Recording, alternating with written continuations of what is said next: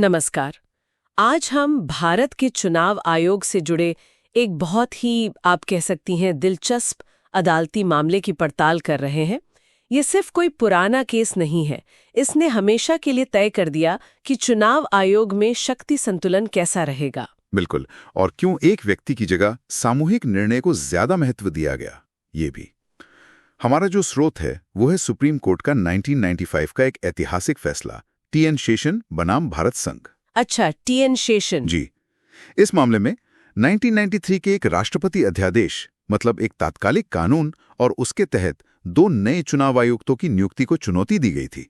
तो आज का हमारा मकसद है ये समझना कि हमारा संविधान चुनाव आयोग को खासकर एक टीम के तौर पर कैसे देखता है, और इस खास केस ने आयोग के काम करने के तौर तरीकों को कैसे स्पष्ट किया।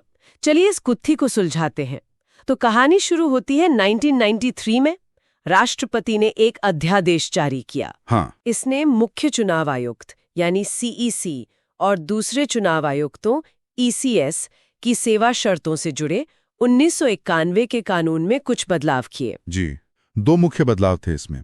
पहला तो ये कि सीजीसी और ईसीएस दोनों का वेतन और रिटायरमेंट की उम्र यानी 65 साल वो बराबर कर दी गई। अच्छा। ठीक, सुप्रीम कोर्ट के जज जितनी। इससे पहले ईसीएस का वेतन हाई कोर्ट जज के बराबर होता था। ओके, वेतन बराबर हुआ, ये तो एक बात हुई, पर असल में आयोग के काम करने के तरीके पर क्या असर पड़ा? वो दूसरा शायद ज्यादा अहम बदलाव वो क्या था? हाँ, वो ज्यादा महत्वपूर्ण था। वो था कानून में एक नया अध्याय चैप्टर 3 और 2 नई धाराएं सेक्शन 9 और 10 जोड़ना। इसमें धारा 10 सबसे अहम थी। धारा 10? जी, उसने ये तय किया कि आयोग अपने फैसले कैसे लेगा, जहां तक हो सके सर्वसम्मति से।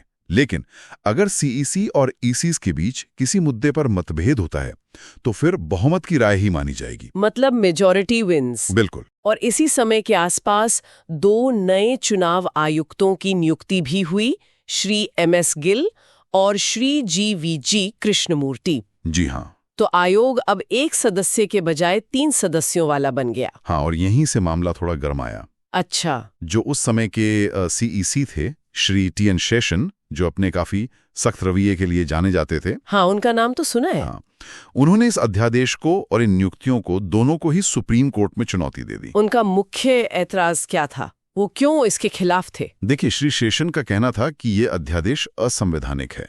उनका आरोप था कि सरकार ने जानबूझकर, मतलब एक तरह से दुर्भावना से, उनकी शक्तियों को कम करने के लिए ये कदम उठाया है। क्यों? क्योंकि उनके कुछ कड़े चुनावी फैसलों से शायद सत्ताधारी पार्टी उस वक्त खुश नहीं थी। अच्छा। और उनका तर्क ये था कि ये जो बहुमत से फैसले वाला नियम है, धारा 10, ये सीईसी की स्वतंत्रता और उसके प्रभुत्व को कमजोर करता है। तो यहाँ मामला दिलचस्प हो गया। एक तरफ श्री शेषन कह रहे हैं कि उनकी शक्तियां कम की जा रही हैं, दूसरी तरफ सरकार आयोग में और सदस्य ला रही है। संविधान इस खींचतान के बारे में क्या कहता है? कोर्ट ने इसे कैसे देखा?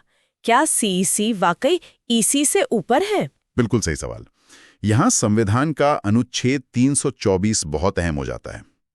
यह अनुच्छेद चुनाव आयोग के गठन की बात करता है। इसमें कहा गया है कि आयोग में एक सीईसी होंगे और उतने अन्य ईसीज अगर कोई हो, जितने राष्ट्रपति समय समय पर तय करें। ठीक है। और यह भी कहता है कि अगर अन्य ईसीज नियुक्त होते हैं तो सीईसी अध्यक्ष के तौर पर काम करेंगे, चेयरमैन के तौर पर। तो अध्यक्ष का मतलब क्या सबसे ज्यादा पावरफुल? यहीं पर कोर्ट ने स्थिति साफ की।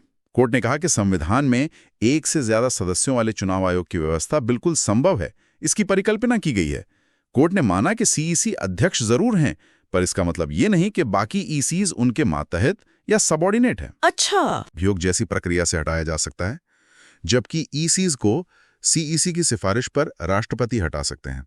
हाँ, ये फर्क तो है। कोर्ट ने कहा कि ये फर्क इसलिए है क्योंकि सीईसी का पद एक स्थायी संवैधानिक पद है, जबकि ईसीज की संख्या बदल सकती है, वो स्थायी नहीं है।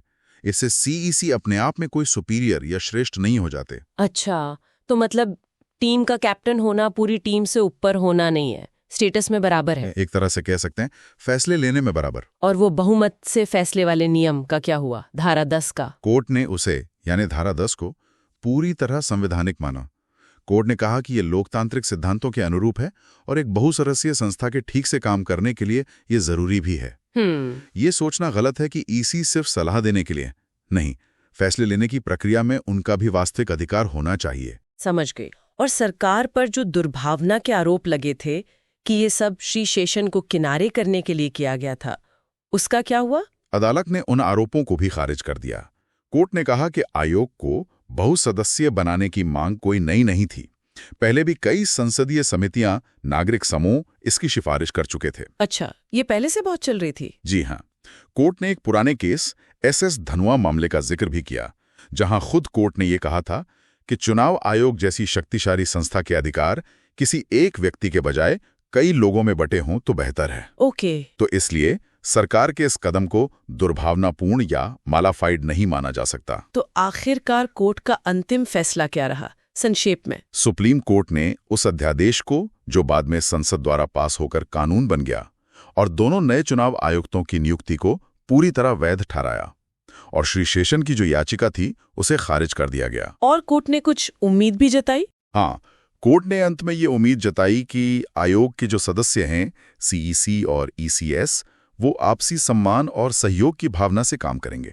तो इस पूरी बातचीत का सार जो मुझे समझ आया वो ये है कि टीएन शेषन केस ने यह स्थापित कर दिया कि भारत का चुनाव आयोग संवैधानिक रूप से एक बहुसदस्यीय निकाय हो सकता है और ये टीम की तरह काम करने के लिए बना है, जहां फैसले सामूहिक रूप से लिए जाते हैं और बहुमत का नियम इसके कामकाज का एक वैध और संवैधानिक हिस्सा है।